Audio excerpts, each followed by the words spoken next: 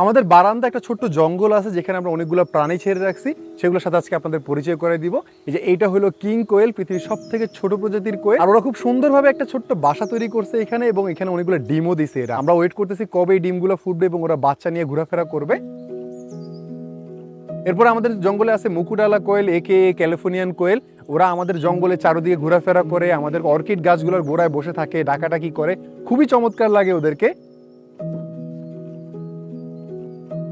আর আমাদের এই যে গ্যাম্বেল কোয়েলের মেলটাকে দেখেন, ও আমাদের জঙ্গলের যে বড় গাছটা আছে ওইটার মাটির উপরে সুন্দরভাবে স্যান্ড বাথ নিতেছে, মনের আনন্দে স্যান্ড বাথ নিতেছে, একদম সারা শরীর অনেক সময় ধরে তার শরীরে মাটি নিচ্ছে। আমরা যেরকম পানি দিয়ে গোসল করি, পাখিরা এভাবে মাটি অথবা বালি দিয়ে গোসল করে। এটা ওদের শরীরের ফেদারগুলো পরিষ্কার রাখতে সাহায্য করে, যদিও আমাদের একটু কাজ বেড়ে যায়, কারণ মাটিগুলো যখন ফেলে দেয় আমাদের আবার মাটি গোছায়া টবের উপরে দিয়ে দিতে হয়। বাট আমাদের কোনো প্রবলেম নাই, ওর মনের আনন্দে গোসল করুক।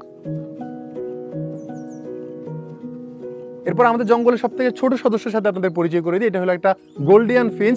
আমরা অনেকগুলো গোল্ডিয়ান ফিঞ্চ এখানে ছেড়ে রাখছি, কিন্তু আমরা এই জঙ্গলে ওদেরকে কোনো ব্রিডিং স্পেস ক্রিয়েট করে দেই নাই, বাট ওরা কিন্তু ওদের নিজের মতো ব্রিডিং স্পেস ক্রিয়েট করে নিছে। আমাদের যে কোয়েলগুলো আছে, কোয়েলগুলো যে আমরা একটা ব্রিডিং বক্স দিছিলাম, ওই বক্সের নিচে এত সুন্দর করে আমাদের এই ফিঞ্চগুলো বাসা তৈরি করছে দেখেন।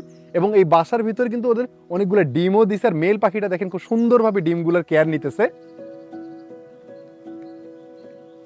কিছুদিনের ভিতরে আমাদের ফিঞ্জের বাচ্চা, কোয়েলের বাচ্চা দিয়ে আমার জঙ্গল ভরে যাবে। আমাদের এই ফিঞ্জ এবং কোয়েল পাখিগুলোকে আপনার কেমন লেগেছে অবশ্যই কমেন্ট করে জানাবেন, এবং আমাদের এই ছোট্ট জঙ্গলটা আপনার কেমন লেগেছে সেটাও কমেন্ট করে জানাবেন।